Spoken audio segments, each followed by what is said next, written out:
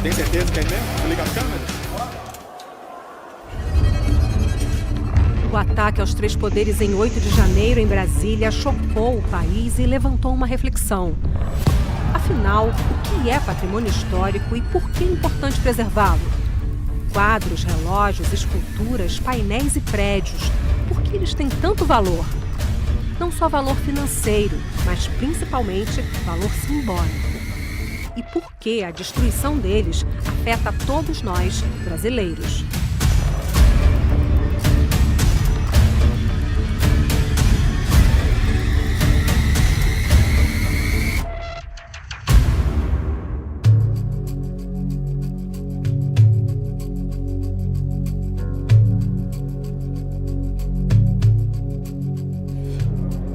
Quando eu entrei aqui,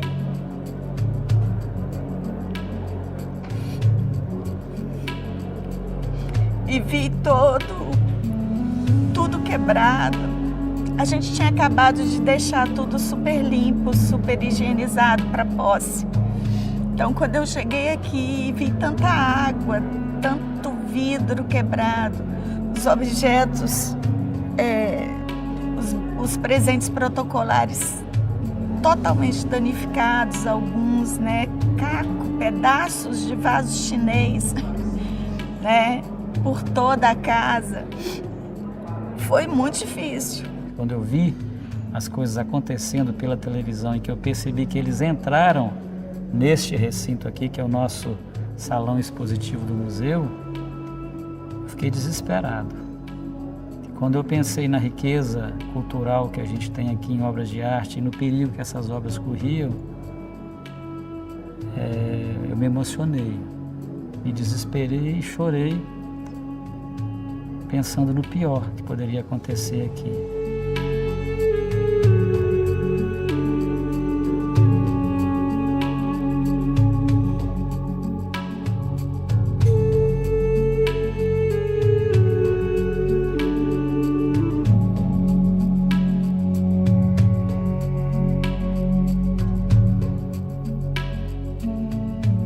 O patrimônio cultural, ele reúne a identidade de um povo, né? É a riqueza cultural que uma sociedade, que um povo tem.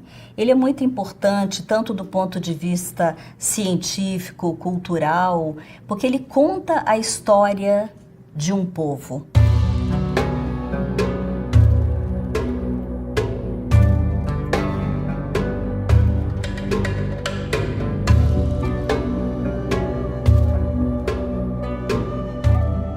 Ele envolve desde imensos monumentos históricos, como marcos, né, o que nós chamamos, né, de landmarks, né, assim, que são realmente marcos em uma cidade, em determinado território, implantados na cena urbana, né, em diálogo com a cidade, até as obras em materiais os mais efêmeros que a gente pode pensar.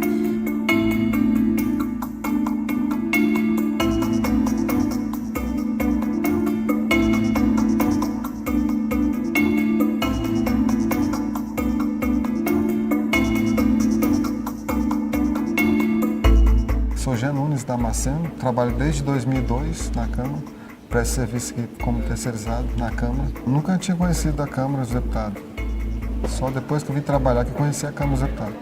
Eu achava que era uma coisa pequena, um prédio simples, mas depois vi que é um prédio, tem vários anexos, são praticamente 5 anexos, né? E tudo interligado, todos juntos, né? Eu fiquei triste porque isso aí é o nosso, né, sendo acabado, né? E a gente ia perder, todo mundo vai perder isso aí, né? Não é só, né, chama atenção, mas só que perde, né? Todos os brasileiros perdem, como o museu lá do Rio de Janeiro foi todo destruído, tinha coisas valiosas de muitos anos e virou pó de uma hora para outra, né?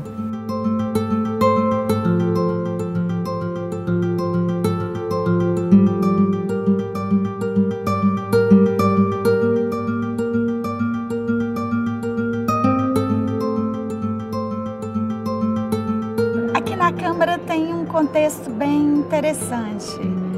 Eu diria que tome cuidado com tudo, porque tudo aqui é um bem cultural. O nosso edifício inteiro é tombado. As paredes que você vê que são de Atos Bucão, né? Os bens integrados à arquitetura, tudo aqui tem história.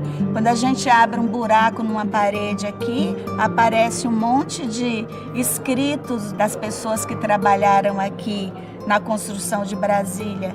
Então, aquele buraco dentro da parede vira história e vira memória.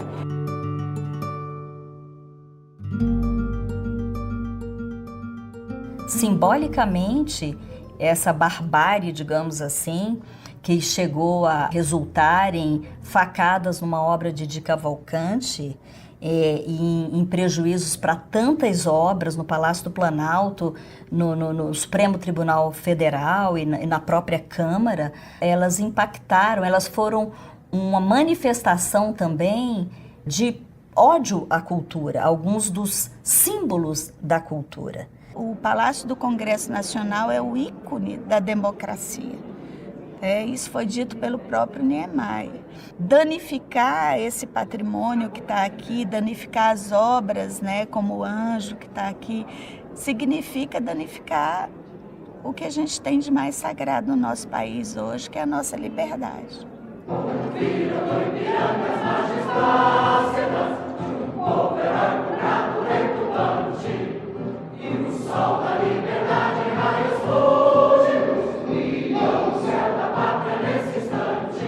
Eu comecei retirando um quadro do pintor Guido Mondin que estava caído, né, fora da parede. Ele estava separado da moldura que o compunha, sobre um monte de estilhaços de vidro e correndo muito perigo de alguém passar e pisar no quadro. Logo depois eu socorri, junto com outros restauradores, uma tapeçaria do Burle Marx.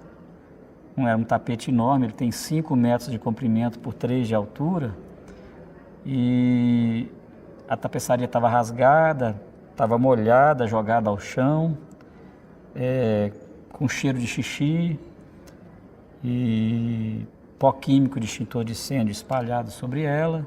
No momento em que a gente vê dezenas e dezenas e dezenas de pessoas trajadas com as cores da bandeira, essas pessoas com paus e pedras atacando obras, o que nós assistimos ali é a configuração visual de um projeto estético de destruição de todos os valores desse Estado democrático de direito. Essas pessoas que manifestaram sua fúria em direção à obra de arte, será que elas tiveram de verdade uma boa aula de arte?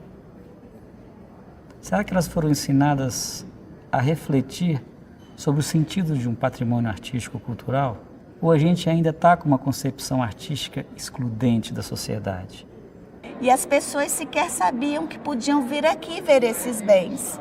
Então eu falei, como assim? Você não sabe que você pode vir aqui? Esse é um edifício público, essa é a casa do povo. Como é que você não pode vir aqui? As pessoas estão querendo, sobreviver ou ter uma renda melhor, eles estão mais preocupados com sobreviver do que observar essas coisas, detalhes da vida, né?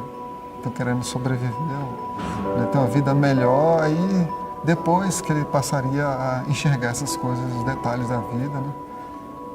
E as pessoas têm uma percepção mais profunda do que é viver, do que é contemplar o belo ou os detalhes das coisas, né?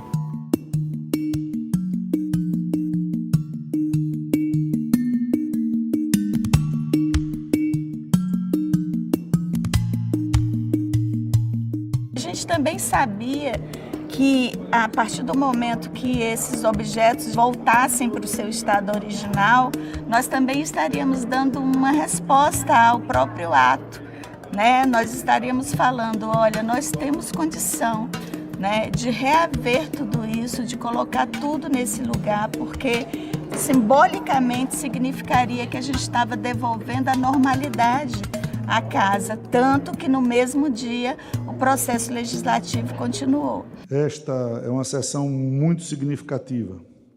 Não estava prevista Mas, ao acontecer no plenário do poder mais democrático da República, é a prova concreta que a nossa democracia continua viva e funcionando plenamente, o que continuará para sempre.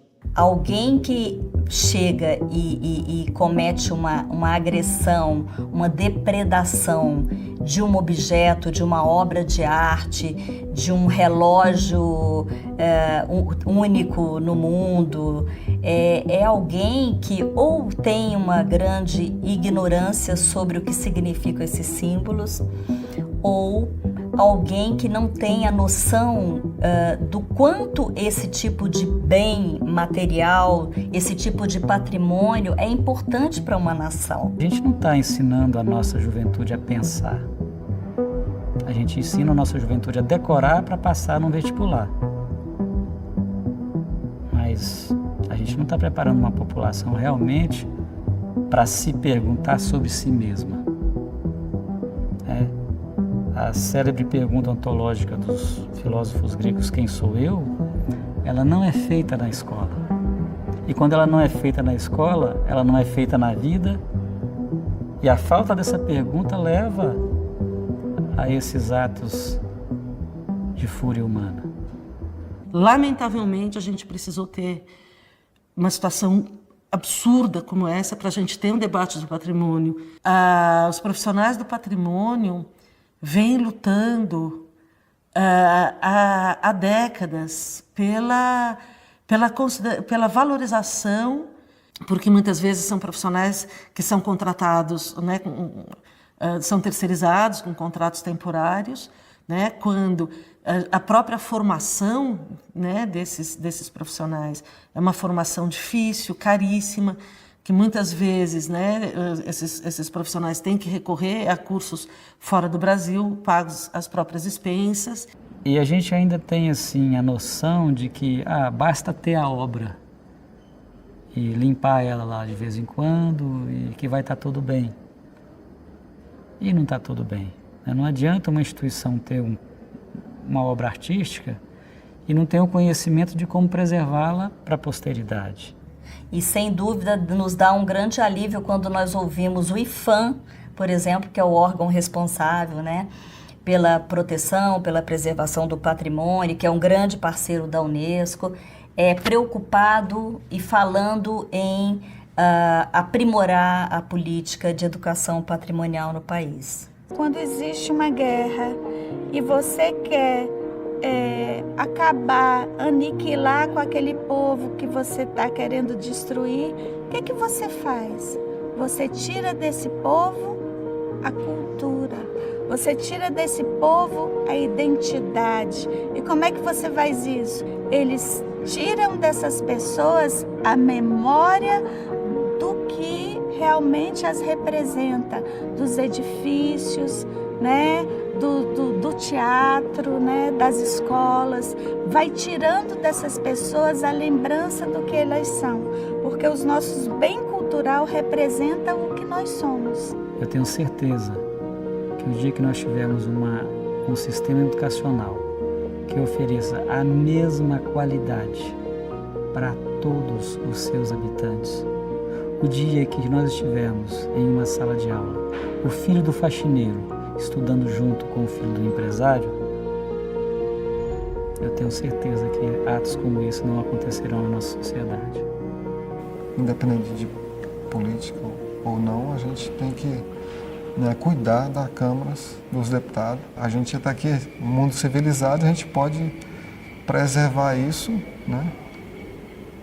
Sendo pessoas assim que façam bem, que façam tem uma inteligência de preservar, porque nós somos um povo civilizado, né? A gente pode preservar o que é nosso. Cada vez que a gente restaurava um objeto e voltava com ele para o seu espaço, nossa, a minha caixa de e-mails se enchia, né? As redes sociais da Câmara bombavam, né? De pessoas falando, voltou com os objetos. Isso significava que a gente estava retomando a normalidade, começou a significar que a própria democracia já estava consolidada, entendeu? Já não estava mais em perigo.